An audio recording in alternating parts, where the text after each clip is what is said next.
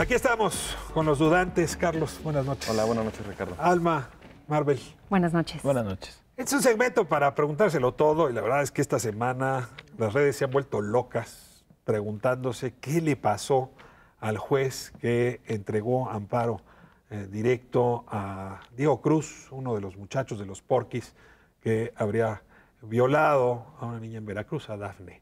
Y se está moviendo, digamos, el tema en muchos sentidos, pero a mí me gustaría que me ayudaran a entender quién es ese juez. A lo mejor a través de ese juez entiendo quiénes son esos jueces que están en la justicia mexicana.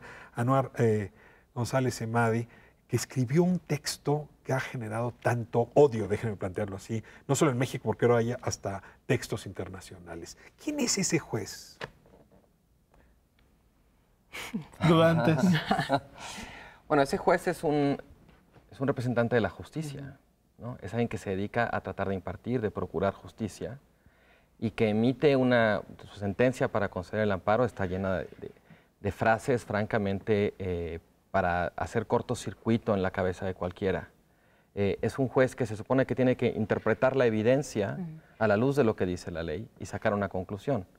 Y una de las cosas más problemáticas y más indignantes de lo que escribió ese juez es que en su revisión de la evidencia dice que el acto en cuestión no constituye un delito porque quienes lo estaban perpetrando no tenían como intención derivar placer de ello. A ver, los detengo aquí. Los jueces, a diferencia de los diputados, o los senadores, o los candidatos, no tienen que ser populares. De hecho, pueden tomar decisiones contra la opinión popular. Los grandes juicios siempre son de jueces que enfrentaron a las masas, sin importar argumentos que el común de la gente tenemos. ¿Estamos ante un caso así? ¿Un juez que hizo bien su trabajo sin importar lo que ahora está diciendo el resto de la gente? No, digamos, no creo que estemos ante un caso de esa magnitud, pero sí me parece que es un caso que ilustra, sobre todo, como un choque ahí entre las expectativas que se tienen de la justicia frente a un caso de esta naturaleza o de esta gravedad y la interpretación que la ley o los alcances que la ley, que el propio Estado mexicano se ha dado para interpretar estas leyes.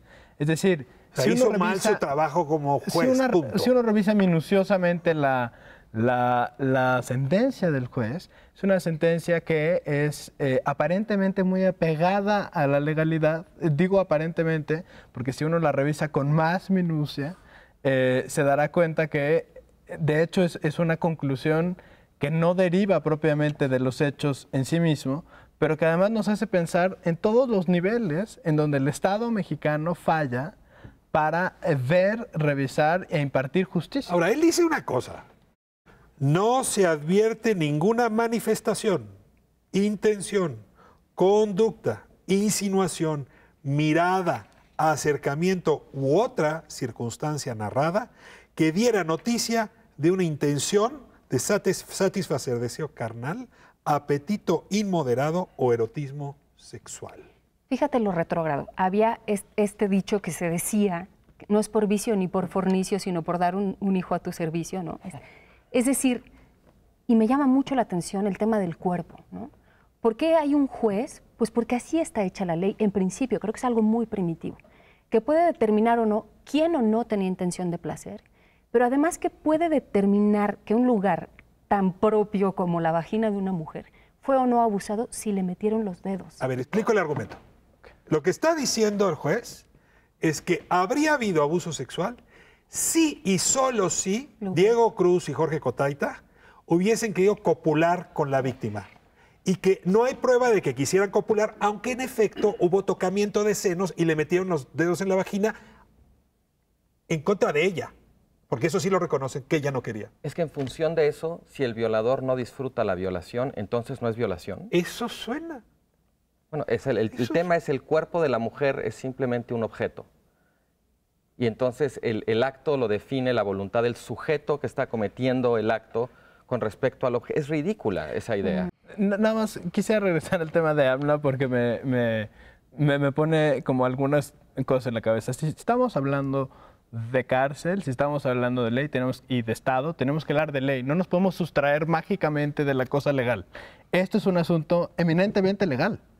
¿No? O sea, y que estamos hablando del sistema de justicia. Pero también es un asunto cultural. O sea, también hay una cultura claro que es un asunto cultural. Construye las leyes con base en lo que esa cultura cree. Y esa cultura cree que el cuerpo de una mujer está al servicio de otros. Y por eso la sentencia, por eso es escandaloso y al mismo tiempo por eso es de alguna manera esperanzador que este amparo pueda ser apelado por otra instancia, que es la Fiscalía y los papás, que puedan llevar a revisión esa sentencia, porque las propias jurisprudencias de la Corte, y por esto importa la ley, han dicho, los jueces tienen que tener una mirada, una visión de género a la hora de interpretar la ley. Si con un mínimo de género no hubiera interpretado como interpretó. A ver, si estamos ante un varón que juzga un hecho inevitablemente poniéndose en los zapatos del victimario.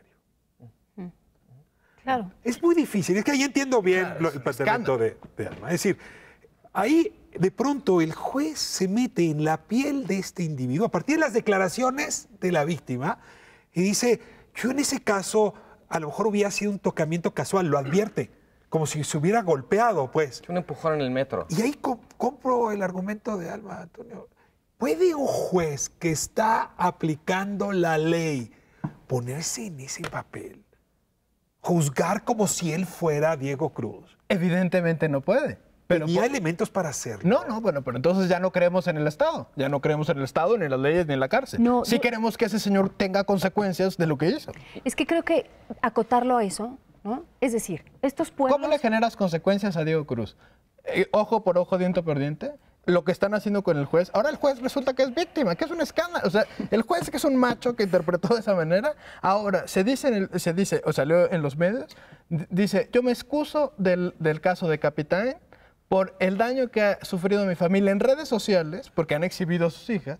Dice, yo me excuso de conocer... Es que las redes ya se fueron contra las hijas, me parece que también eso es una barbaridad. Dice el juez, yo me excuso de conocer del caso siguiente, porque ahora yo también soy víctima de mi fallo anterior. A ver, Carlos, ponle sensatez. Por favor. A ver, es que siguiendo el criterio del juez de que ahora él se hace la víctima por esto, la pregunta es por qué no pensó él en la víctima cuando estaba redactando su fallo. Claro. Tú decías hace un minuto, el juez se puso en la piel del victimario.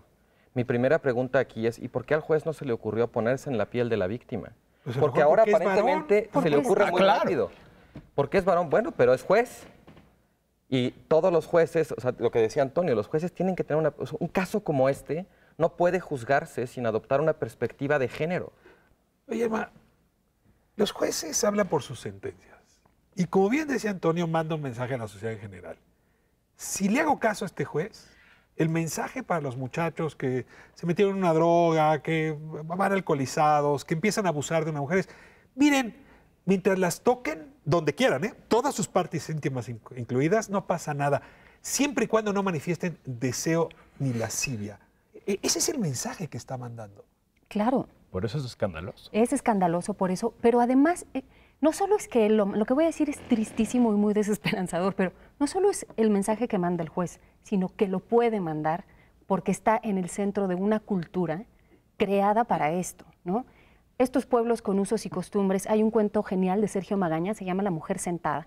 Empalan a una mujer porque una noche antes de casarse con un matrimonio arreglado, tiene un encuentro sexual amoroso con alguien que ella sí quería. Y entonces la denuncian, la llevan a la punta del cerro y la montan, la empalan, ¿no?, a través de la vagina, porque la ley del pueblo de usos y costumbres dice que es lo que hay que hacer. ¿Cuál es la ley? Pero no estamos ante... O sea, no si uno cree más o menos en la democracia y en el Estado, ¿cuál es la ley? Uno esperaría que lo público, de hecho, criticara al señor violador. Pero lo que yo estoy diciendo, Marvel, es que la ley se hace con base en una cultura. Este señor, y con esto cierro, dice, no hubo acción lujuriosa.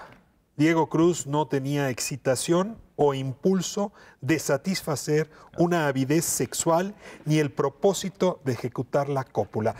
Pregunto, porque esto es dudantes, ¿y cómo supo esto el juez?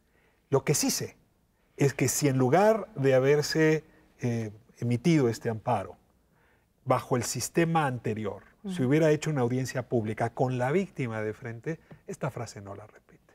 Ojalá y los juicios orales en ese sentido nos permitan que este tipo, pues en fin, de vicios de nuestro sistema judicial y sobre todo de nuestro sistema mental se vayan para otra época. Muchas gracias a los tres.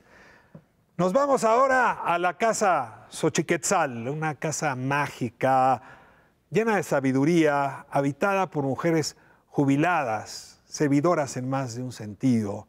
Tienen mucho que aportar a la discusión en la calle.